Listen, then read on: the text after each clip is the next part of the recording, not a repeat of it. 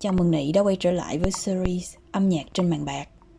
Chủ đề tuần này của mình sẽ là âm nhạc trong những bộ phim của đạo diễn Christopher Nolan.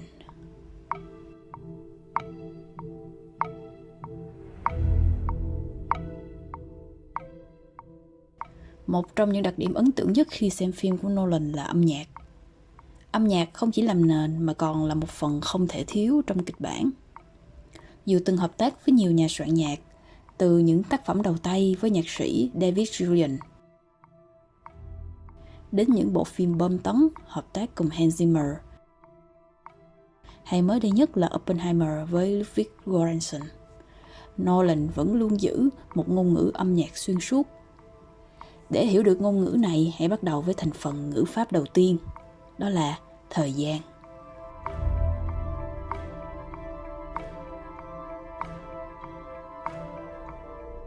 Đa phần trong các bộ phim của Nolan, thời gian luôn là một yếu tố mang lại sự kịch tính, cho dù đó là thời gian được tính theo hệ quy chiếu trái đất, trong một giấc mơ hay một hành tinh xa xôi nào khác.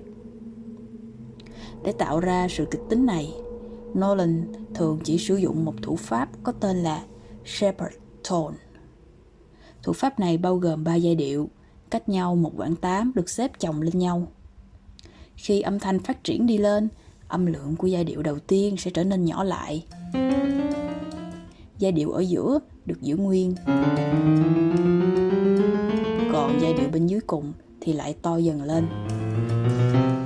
Thì khi mình gộp cả 3 giai điệu này lại cùng một lúc thì sẽ có hiệu ứng sau.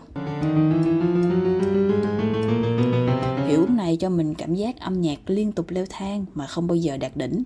Qua đó khiến người nghe cảm thấy như mình đang bị cuốn vào một dòng chảy bất tận, không có đường lui. Một yếu tố mang lại sự căng thẳng đến nghẹt thở cho bộ phim. Nolan rất hay sử dụng thủ pháp này dù hợp tác với nhiều nhạc sĩ khác nhau, từ Dunkirk đến Dark Knight với phần âm nhạc của Hans Zimmer, hay The Prestige với lần hợp tác với nhạc sĩ David Julian. Ngoài ra còn một thủ pháp khác cũng rất hay được sử dụng trong phim của Nolan, đó là ostinato, có nghĩa là sự lặp đi lặp lại của một giai điệu với tiết tấu nhanh để đẩy cao trào lên một nấc mới. Mình có thể nghe thấy sự kịch tính này rõ ràng nhất trong The Dark Knight.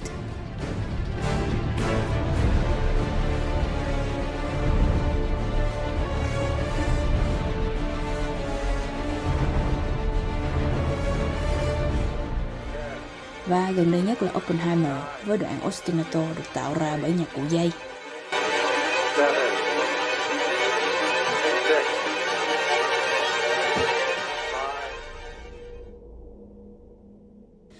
Để tạo nên một ngôn ngữ điện ảnh đậm chất Nolan, tốc độ thời gian có lẽ vẫn chưa đủ, người ta sẽ cần thêm một yếu tố khác, đó là âm thanh.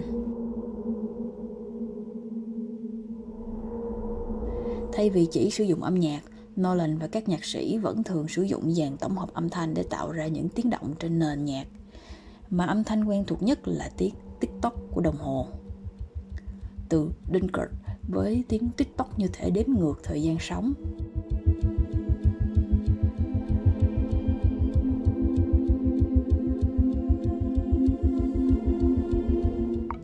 Đến tiếng tick-tock trên hành tinh Miller trong Interstellar. Một chi tiết thú vị là một giây trên hành tinh này sẽ bằng một ngày ở trái đất. Do đó, tiếng tick-tock mình nghe thấy cũng chính là đơn vị đếm thời gian trên trái đất, khi từng ngày trôi qua trong tích tắc. Hay trong Inception là tiếng gầm báo hiệu giấc mơ kết thúc.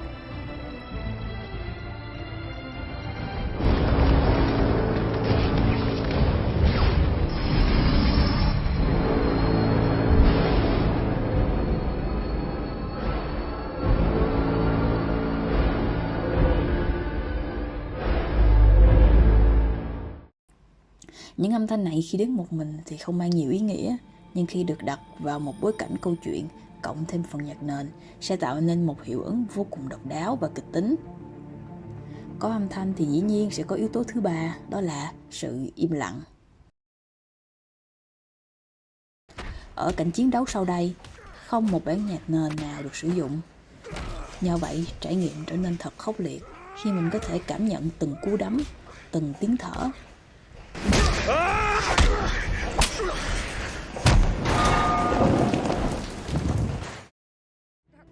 Và không thể không kể đến hai cảnh phim kinh điển nhất cho sự im lặng của Nolan. Đầu tiên là cảnh này trong Interstellar. Sau sự im lặng là âm nhạc.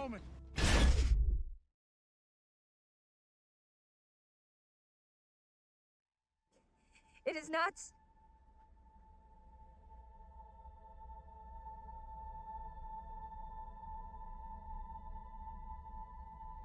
Oh my God.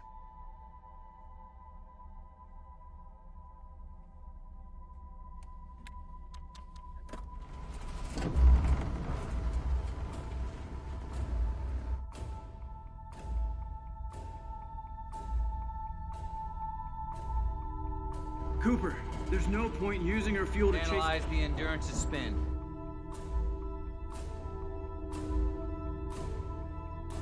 Cooper, what are you doing? Docking.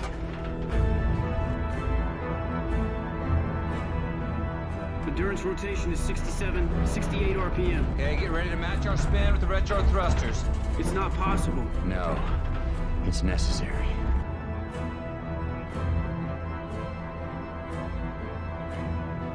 Nếu trong cảnh này là sự im lặng đi trước âm nhạc, thì ở cảnh thứ hai sau đây, âm nhạc lại đi trước sự im lặng chết chóc.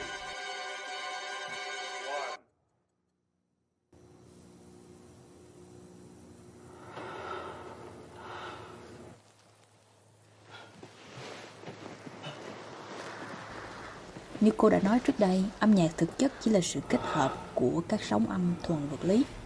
Vậy mà những sóng âm vô hình và vô tình đó lại khiến cảm xúc trong ta dâng trào. Để làm được điều đó cần có một yếu tố quyết định cuối cùng, đó là một câu chuyện.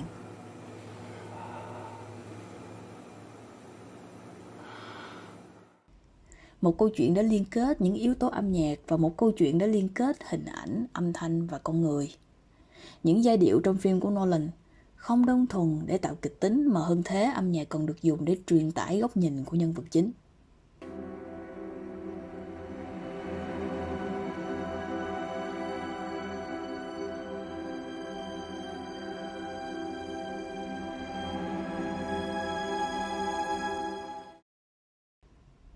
Trong Inception, các mốc thời gian sẽ thay đổi theo từng tầng giấc mơ. Cùng một bản nhạc, trong từng giấc mơ sẽ có tốc độ chậm lại tương ứng với mốc thời gian trong giấc mơ đó.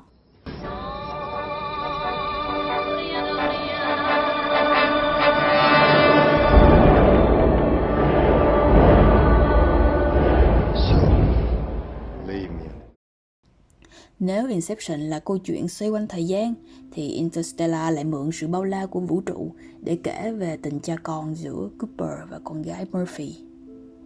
Với giai điệu chủ đề cho Cooper và Murphy vô cùng đơn giản, nhưng xuất hiện hầu hết trong những phân cảnh quan trọng.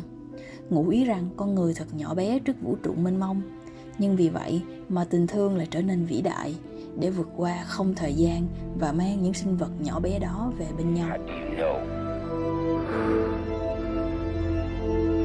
Because I gave it to her.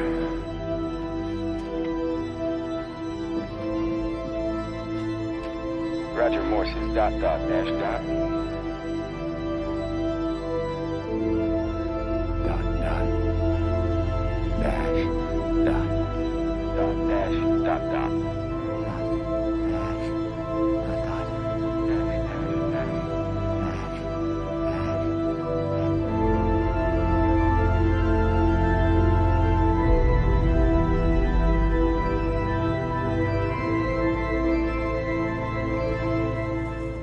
Can you hear the music, Robert? Yes, I can. Một chủ đề đơn giản khác là Can You Hear the Music?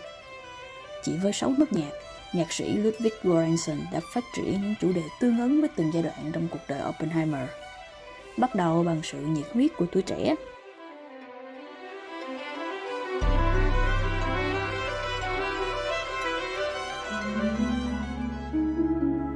Và dần dần khi dự án Manhattan được triển khai, giai điệu đó trở nên đen tối hơn bao giờ hết.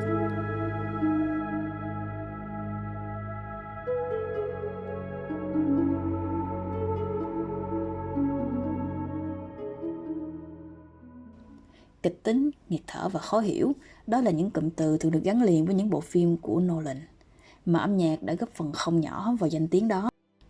Thật khó để giải thích vì sao chỉ cần vài ba nhịp trong The Dark Knight lại làm tim mình hào hứng đến vậy. Cũng không thể lý giải vì sao vài nốt nhạc của Interstellar lại khiến mình xúc động như thế. Dù chỉ là một hiện tượng vật lý được tạo thành từ những sóng âm, nhưng âm nhạc đã vượt lên những giác quan thông thường mà chạm đến những cảm xúc sâu thẳm nhất của con người. Nhờ thế, qua những bộ phim của Nolan, âm nhạc trở thành bạn đồng hành của chúng ta qua những câu chuyện khác nhau trên màn ảnh. Với mỗi câu chuyện là một chuyến hành trình của những con người tuy nhỏ bé nhưng không tầm thường, với khát vọng vượt lên trên những giới hạn của tự nhiên mà qua đó tìm ra lý tưởng cho chính mình.